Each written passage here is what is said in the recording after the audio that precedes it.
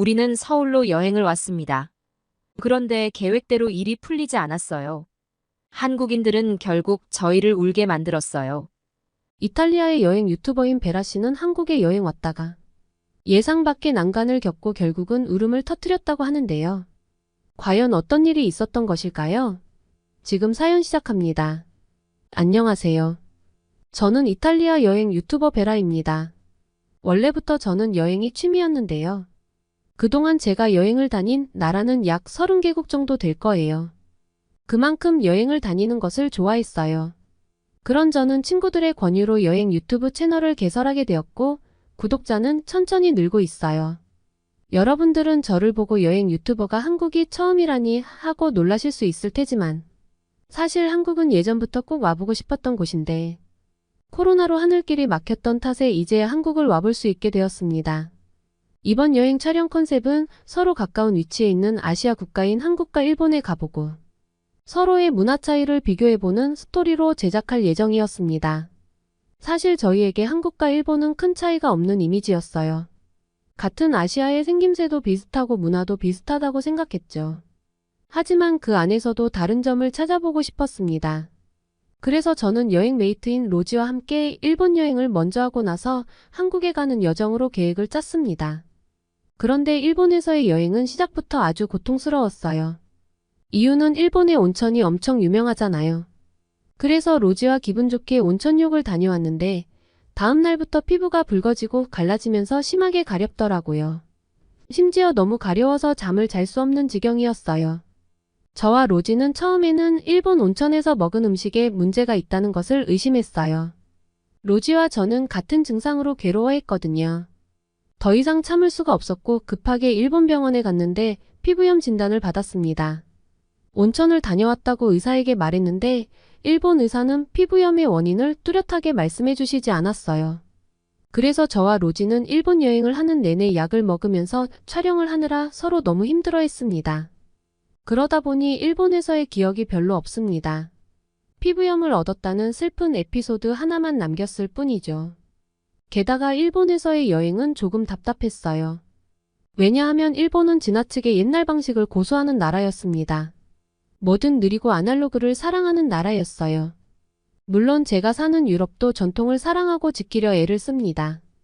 그래서 행정 처리도 느리고 우편물 택배 배송 같은 것도 빠르지 않죠. 그런데 일본은 그런 제가 봐도 답답한 면이 있었어요. 일단 그들은 현금을 사랑합니다. 대체 왜죠? 모두들 동전 지갑을 들고 다니며 짤랑짤랑 동전을 세워 돈을 내더라고요. 맙소사 지금 우리는 휴대폰 하나로 다 결제하는 세상에 사는데요. 한 번은 오사카의 유명한 라멘집에 갔는데 현금 결제만 가능하다는 겁니다. 저희가 외국인이어서 일부러 그런가 주변을 봤더니 또 그건 아니더라고요. 심지어 그곳은 노점상도 아니었고 지역에서 꽤 이름난 식당이었습니다. 모두들 동전까지 세워가며 돈을 지불하는 모습이 몹시 답답해 보였네요. 다사다난했던 일본에서의 여행을 마치고 드디어 한국에 가는 날이었어요. 그런데 한국에 가는 날도 순탄하지 않았습니다. 저와 로지가 공항으로 가는 기차 시간을 착각한 거예요. 하마터면 한국에 못 갈 뻔했어요. 로지와 저는 뒤늦게 시간을 착각했다는 것을 알아채고 기차역으로 엄청나게 달려왔습니다. 겨우 5분을 남겨두고 도착했고 다행히 시간에 맞춰 비행기를 타기 위한 기차를 탈 수 있었죠. 설레는 마음을 안고 한국의 인천공항에 도착했어요. 한국은 일본과는 다른 매력이 넘치는 곳이었습니다. 왜 저희는 두 나라가 비슷하다고 선입견을 가지고 있던 걸까요?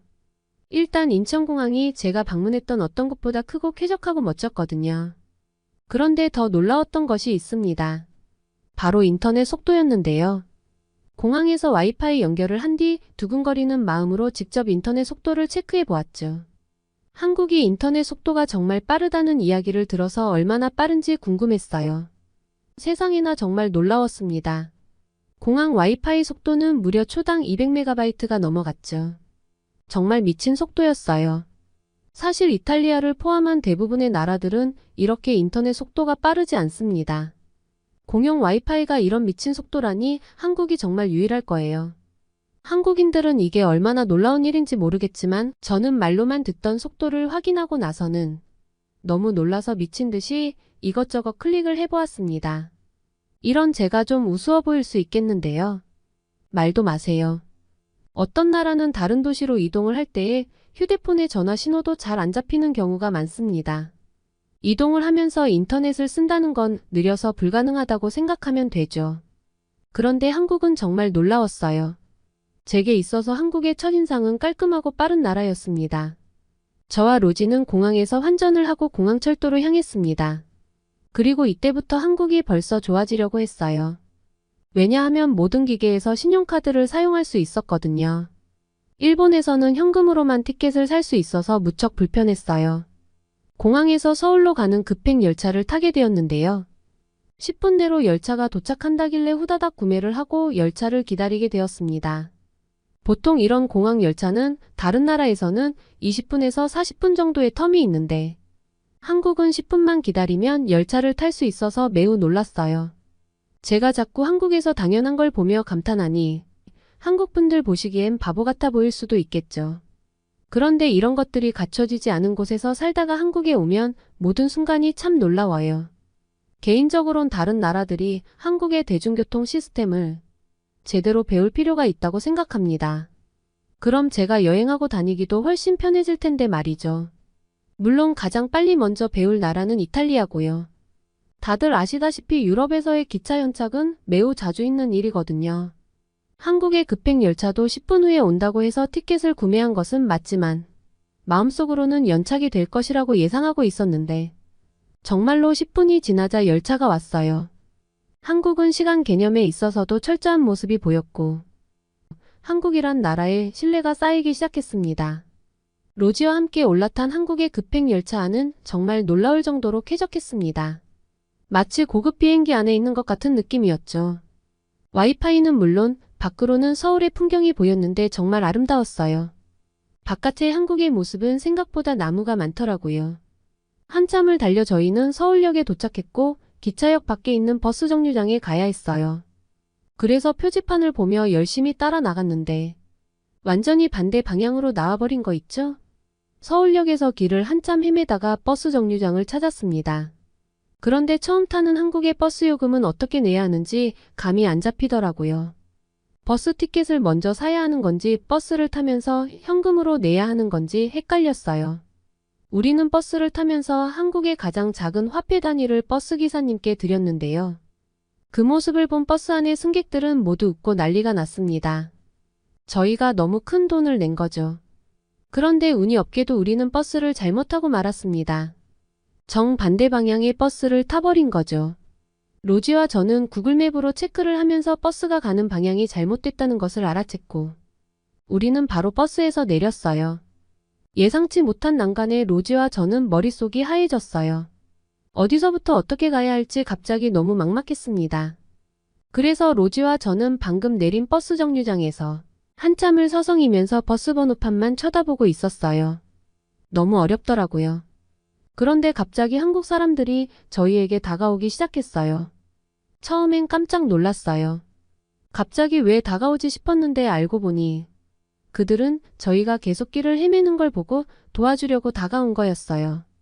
놀라운 것은 저희가 버스 정류장에서 헤매는 시간이 약 15분 정도였는데 그 시간 동안 저희에게 다가온 한국인들만 5명이었고 모두 우리를 도와주려고 했다는 점이에요. 게다가 저희가 영어로 말하는데도 가만히 살펴보고 있다가 다가와서 도움이 필요한지 묻고 어떻게든 도와주려고 했어요. 마침내 어떤 한국인분이 저희가 타야 하는 버스의 번호를 알려주셨고 8분 뒤에 도착할 테니 그것을 타고 열 정거장 뒤에 내리라고 말씀해 주셨습니다. 그런데 그 친절한 분은 그것도 불안하셨는지 그 자리를 떠나지 않으시고 8분 뒤 도착한 버스의 기사님께 저희를 열 정거장 뒤에 내려달라고 말씀까지 직접 해주셨습니다. 친절한 한국인분들과 특별히 저희를 기억해 주시고 내려야 할 곳을 알려주신 버스기사님이 너무 감사했습니다. 예상치 못한 한국인들의 놀라운 친절에 자꾸 눈물이 나려고 했어요. 한국인들 덕분에 저희는 별 탈 없이 숙소에 도착할 수 있었어요. 그리고 저희는 정말 편안하게 한국을 즐기기 시작했죠. 숙소에 도착해서 짐을 풀고 실시간 라이브를 했어요. 제가 한국에 왔다고 하니 구독자들의 질문이